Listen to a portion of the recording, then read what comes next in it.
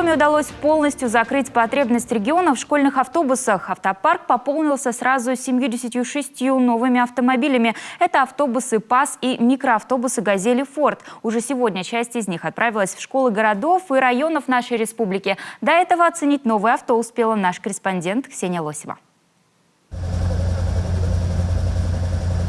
Завести мотор, проверить салон, отряхнуть стекла от снега. И можно выдвигаться в путь. Николай Васильевич знакомится с новым автобусом. Именно на нем он уже совсем скоро будет каждый день возить ребятишек из района на учебу в Выльградскую школу номер 2.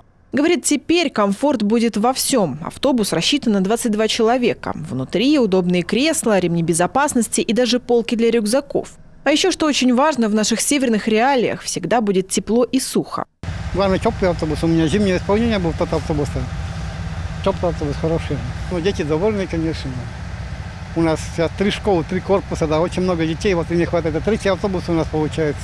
Помимо Сыктывдинского района, яркие автобусы прямиком с автостоянки сегодня отправятся в Воркуту, Ижму, Инту, Печору, Книжпогосский, Прилузский, Сысольский, Усть-Куломский, Усть-Вымский и даже Усть-Цилимский районы. Дорога не близкая, но это того стоит, говорят водители. В некоторых школах до этого момента своих автобусов не было совсем. Ученикам из соседних населенных пунктов приходилось добираться на учебу собственными силами.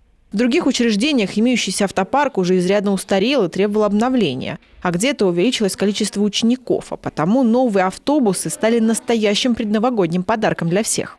Мы используем автобусы для ежедневных перевозок, подвоз школьников в школу и обратно домой.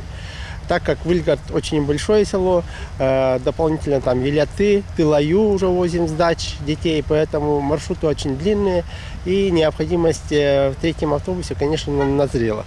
Ну, конечно, мы возим еще и на спортивные соревнования, поэтому у нас они стоять не будут.